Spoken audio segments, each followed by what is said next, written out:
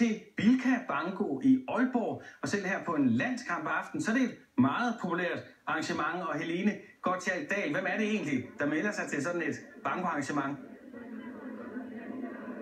Jeg vil sige, det er faktisk utrolig blandet. Dem, der er her i dag, der er både unge og ældre, der er familier, men jeg vil sige, der er en overvejende overvægt af kvinder til banko her. Jeg har dog fundet en enkelt mand, jeg har spottet, der sidder her og har været deltagende. Og jeg skal lige høre dig, Dan. Hvorfor sidder du og spiller banko i Bilka, i stedet for at sidde hjemme i sofaen og se landskamp? Jeg har lovet familien at tage med herude. Så du er simpelthen underlagt tvang, eller hvordan? Lidt. Men hvordan er det så? Føler du går glip af noget, eller er det faktisk sjovt at være ude? Det er hyggeligt nok at være. Har du haft succes med pladerne indtil nu? Kun silkevenst.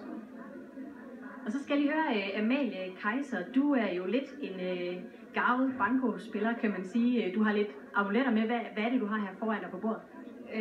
Jeg har en lille bamse foran mig, og en lille brik, som er en figur af en bamse, som har fulgt mig igennem tykt og tyndt, når jeg har været med til banko.